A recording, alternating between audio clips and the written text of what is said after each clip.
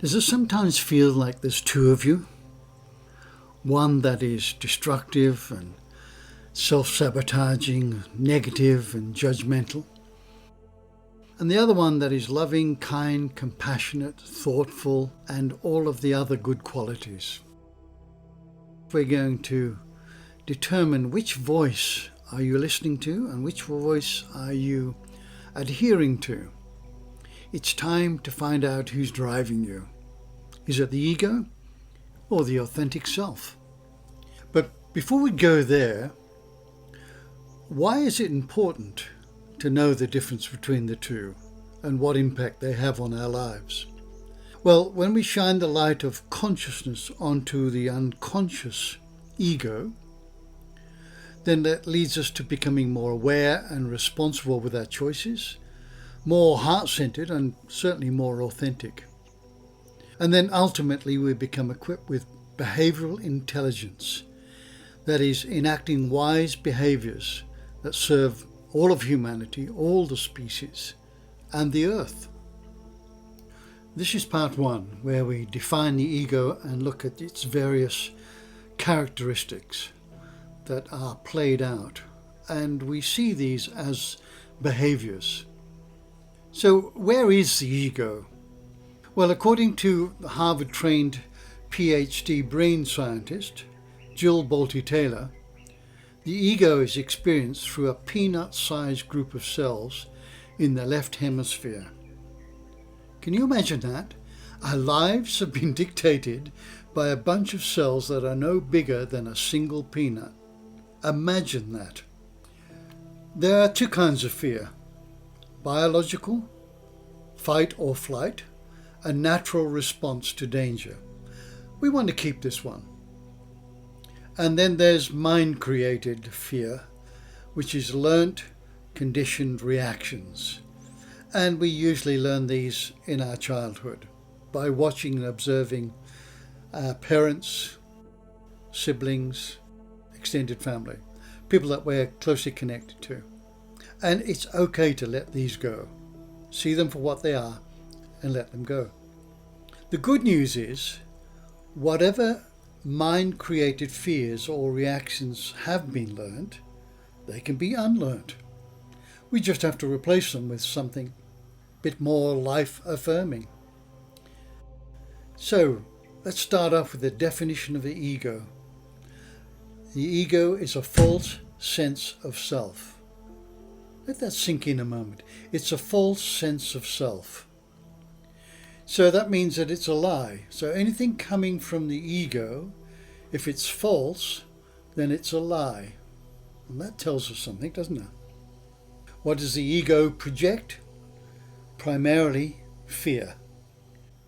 The hierarchy of the ego is fear. If you look at it from a pyramid perspective, fear is right at the top, right at the very top. And very closely underneath that is separateness, feeling separate, disconnected from something or someone or a place, and feeling superior, superiority about one's position in life or one's beliefs, whatever it is. And then you get all these subsets, which are self-sabotage, revenge, greed, hate, attachment, injustice, uncaring, unworthy, self-abuse, unlovable, criticism. I'm sure you've experienced some of these. There's more. Self-judgment, judgment of others, cynicism, envy, feeling like a victim, victimhood, or feeling not good enough. And the list goes on and on and on. These are the qualities of the ego. The ego also has a compulsive need to remain superior and separate in all places, under all circumstances. Like, I'm right and you're wrong, don't talk to me.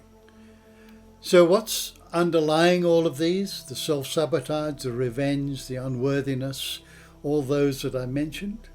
Well, fear. The ego projects fear, which is a false sense of self. The ego is also experienced as emotional quicksand. It sucks us in.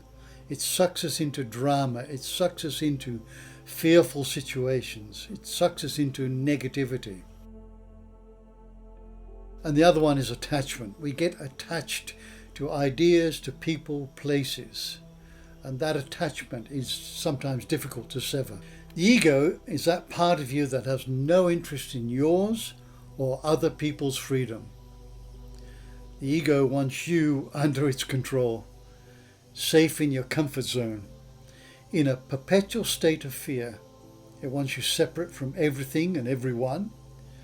It wants you self-sabotaging yourself, judging yourself and others, and a lot more. Some of the traits of the ego in the old paradigm: lust, greed, sloth, wrath, envy, pride. Or more modern approach: apathy, cruelty, duplicity, hypocrisy, a false morality, abuse of power, cultivated ignorance. These all come from the ego. The ego feels victimized by life and by other people. Victimhood is compulsively feeling sorry for yourself in order to get attention. The ego avoids anything or anyone that contradicts its self-image. And only the ego can be offended, not the real you. The ego is that which gets offended. What? I'm so offended.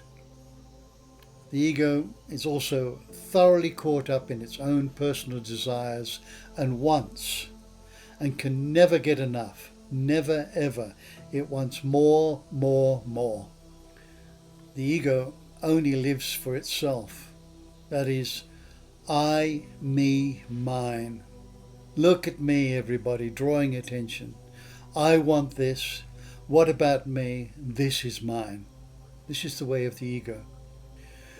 And the ego resists any change or evolution. It doesn't want to change. It resists change. It doesn't want to embrace change. It wants to resist it. The ego wants you in the past or in the future, but never in present time. That's why meditation and mindfulness is good, because it brings us into present time. Whereas the ego wants us in the past, regurgitating what's happened in the past, and in the future, just glorifying and making up a story of the future that hasn't come yet. The ego also wants to preserve the status quo. We've always done it this way, and we're going to continue to do it this way, even if it is degrading the environment, even if it's harmful, even if it's greedy. We're going to continue doing that because we've always done it this way. And worst of all, the ego denies love to ourselves and to others. So we self-sabotage. We have a lack of love, self-love towards ourselves, and perpetuate that by projecting our lack of love onto other people. The ego denies our wholeness and magnificence. In the next stage, you will uncover who you are as authentic, but I can tell you that it's very whole and very magnificent. The ego has a totally negative relationship to life.